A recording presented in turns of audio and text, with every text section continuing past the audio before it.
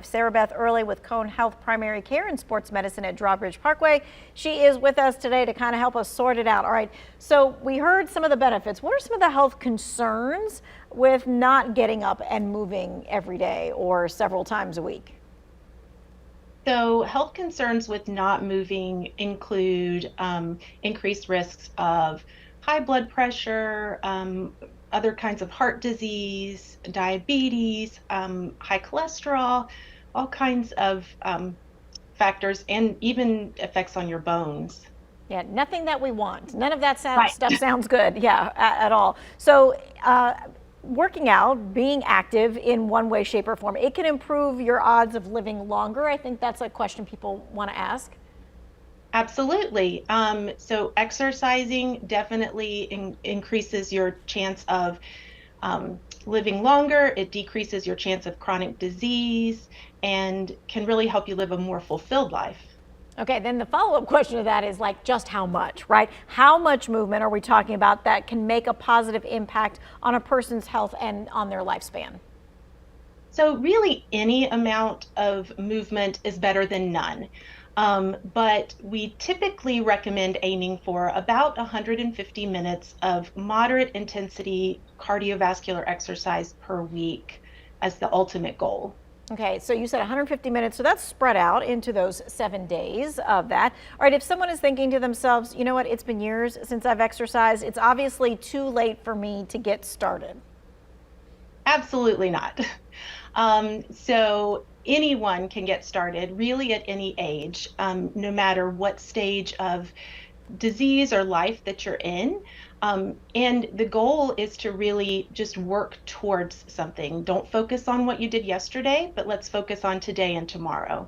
The positiveness of what I can do and what I am doing at the moment. Okay, so after the break, we're going to talk about what is recommended, how to get started, and a little bit more. So that is coming up in the next segment. We'll be right back. We are continuing our conversation with Sarah Beth Early with Cone Health Primary Care and Sports Medicine at Drawbridge. All right, when it comes to being active, we kind of touched on this just a little bit. What should the average person aim for in terms of regularity? So ideally, we want you to work on getting 150 minutes spread out throughout the week. Regularity is important.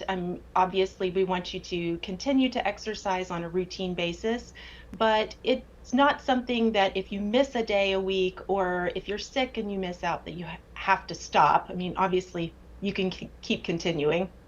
Okay, gotcha. So you want it, spread out through the week. You don't want it just all on one day if you can help it. We hear the term moderate exercise. What exactly does that mean?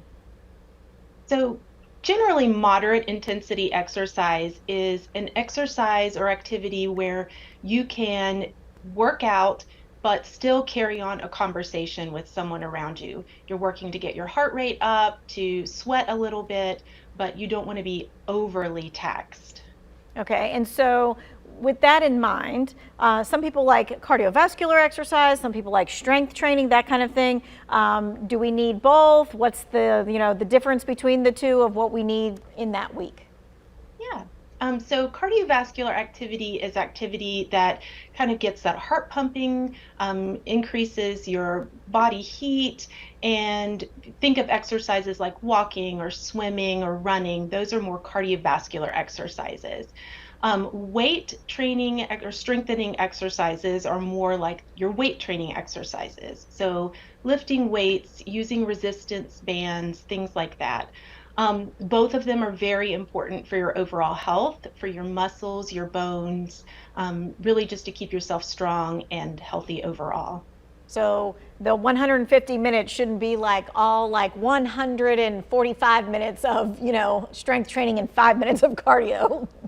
Right, exactly. It's best to divide it up a little bit, and it doesn't have to be exactly 50-50 equal, but it's best to have a little bit of each to throw in there. All right, for some people, the hardest part, I would say, is getting started. So what do you recommend to help get started? Getting started can be as simple as a 10-minute walk a day. I tell my patients it doesn't have to be anything overly taxing. take a walk first thing in the morning, take a walk in the afternoon. If it's too hot outside, take a walk around your living room, but just get up and get moving and get started. All right, and how about for those who are like, okay, I can get myself started, but like a week and a half in, I am just like, I can't get myself back to it.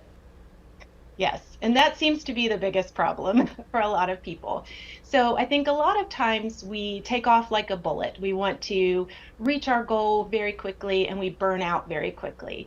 So the important thing is to pace yourself, not push yourself too hard. When you push yourself too hard too fast, you end up with injuries and burnout.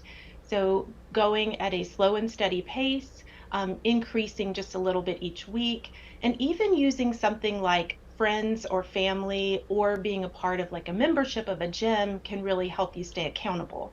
Yeah, accountability is key there. People saying, hey, what did you do today? Or what did you do yesterday? Or maybe you want to go on the walk with me. Okay. Final thoughts on movement is the key ingredient to a healthy life. Um, it's very important. Movement is a vital part, as important as your nutrition, as taking your medications. Getting up and moving is extremely important for your overall cardiovascular and physical health. And I hope people heard that loud and clear. You said just as important as what you're eating and all the other things. Absolutely. All right. Thank you for your time and your expertise. We appreciate it.